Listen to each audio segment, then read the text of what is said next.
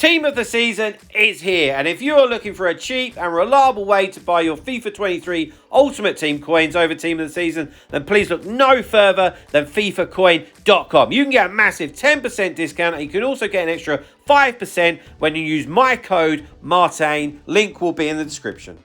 Guys, Martain88 here, and welcome back to another FIFA 23 video, another tactics video here on the channel. Today we're having a look at the 4-3-3-2 variation, and it's a formation that really makes me smile because it's a formation that I have used loads across the years.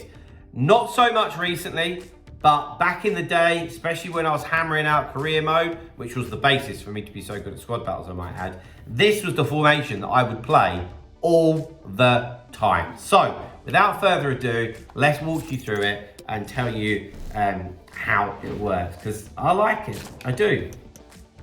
So it can actually be very attacking, yeah, if you use it the right way. It's all down to the tactics and the instructions, yeah. So defensive style, we've left on balanced, okay. We want to be able to pressure off of our own back. I always say this, you know, you don't really want to be changing this around.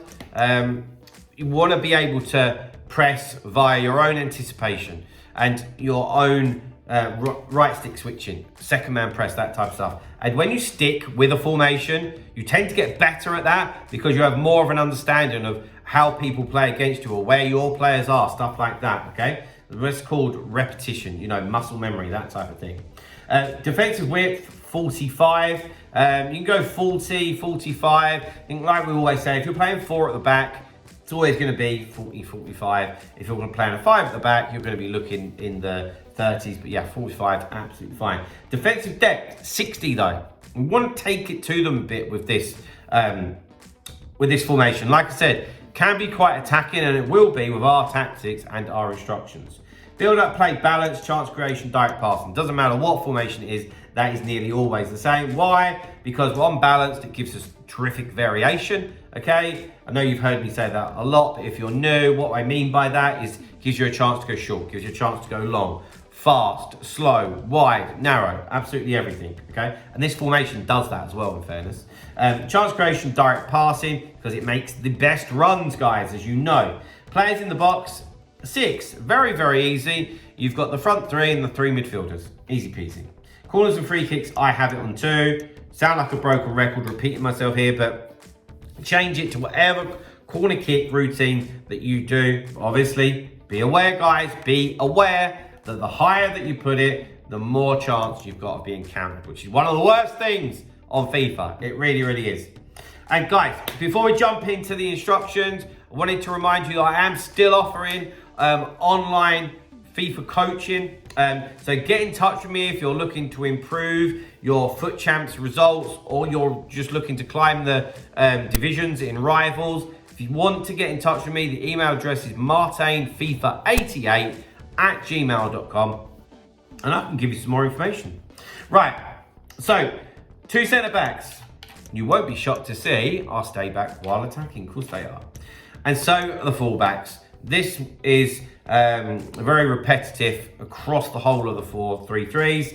And why? Because whenever we've got wingers in the team, we don't need to ask the fullbacks to join the attack or to get forward, really. There's just no need.